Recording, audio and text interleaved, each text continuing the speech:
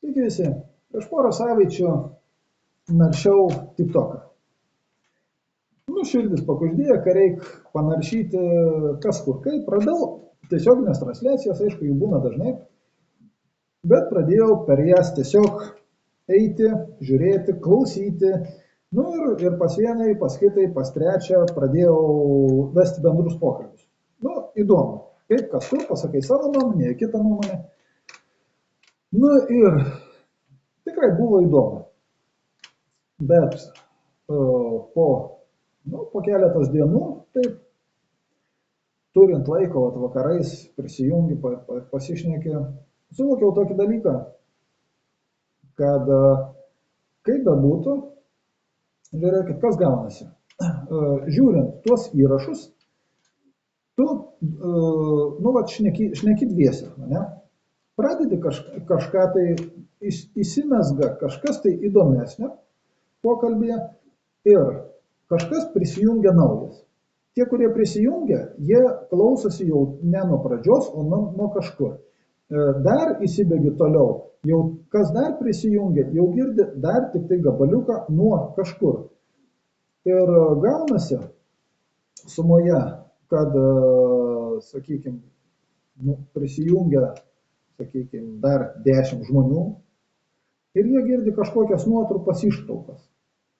Jeigu tu nori, gali vėl iš naujo pasakoti tą patį, čia būtų kvaila. Ir kas gaunasi? Gaunasi realiai, kad tai yra savotiški spastai. Kas tais spastais gaudoma? Yra gaudoma tiesiog žmogaus dūšia. Tave jį patraukia, tu prisijungiai, bet tu girdi ne nuo pradžios, ne nuo pabaigos. Ir jeigu nori kažką pasakyti, ar daugumai žmonių, tu, kaip melžama karvė, turi būti pasijungęs, tave melžia, tu bandai, kaip sakant, dėti ir dėti, o tave melžia ir melžia. Atoveiksmio iš to nėra. Čia yra tik tais, tai yra melžiamas žinios, melžiama energija. Ir tai iš tikrųjų yra žiaurus dalykas. Kodėl? Todėl, kad, sakykime, kaip tas turėtų būti. Kaip YouTube. Padarai įrašą ir jį gali visi matyti, kas tik nori, bet kuriuo paros metu įsijungia, klauso. Nuo pradžios iki pabaigos. Viskas puiku, viskas čia. TikTok'e, pagrindė, kaip TikTok'ą naršiau, tai realiai matau, tai yra energijos, laiko vagys. Tai yra energijos ir laiko vagystė. Šitoks dalykas.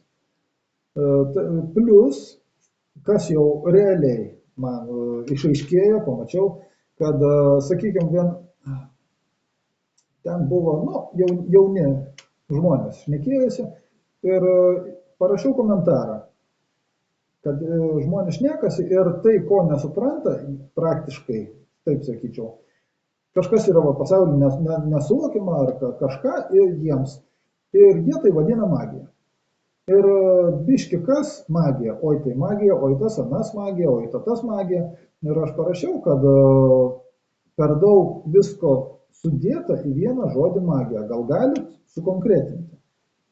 Vėliau radau, kad TikTok'o botas, ne robotas, o botas šiais laikais vadina.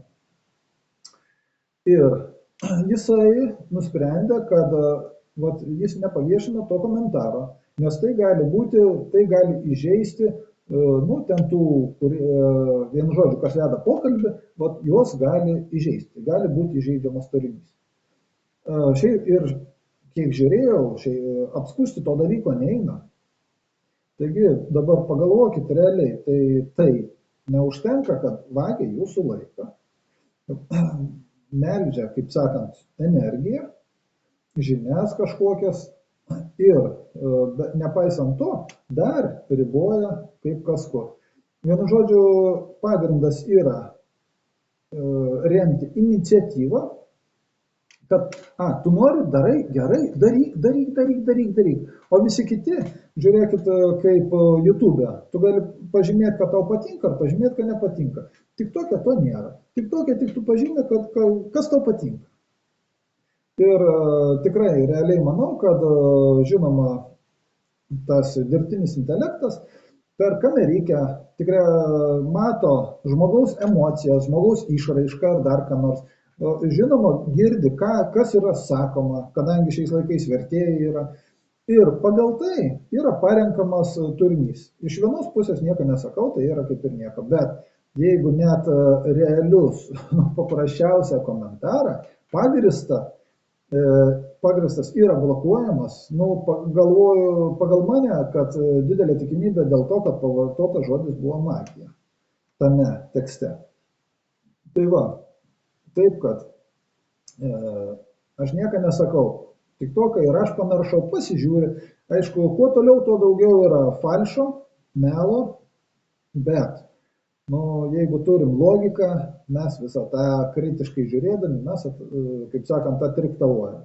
Žinoma, tikrai yra ką veikti, kada nori pasižiūrėti, sakykime, kas dedas pasaulyje ir kažkokią tai žinias. Todėl į tokius dalykus kaip TikTokas žiūrėkit visgi atsargiai, čia kaip vairuojant mašiną. Jei jūs žinot, kur važiuojat, jei laikot vairą, vairuojat, kaip priklauso, viskas bus čik. Bet jeigu jūs, kaip sakant, paspaudžiat, leidžiat automatikai vairuoti ir paleidžiat vairą ir žiūrit į visus pusės, tai anksčiau ar vėliau bus negerai. Tai va, tas ir yra. Jeigu, čia tas pats, kas kuria jūsų gyvenimą? Pasakykit ir tada bus viskas aišku ir jums patiems. Gerai, įsibėgėjau labai jau 7 minutės, net, abejoju, gal visgi rasis, kas iki čia pažiūrėjo. Taigi, rašykit komentarus. Galim pabendrauti, jei norit. Rašykit. Iki.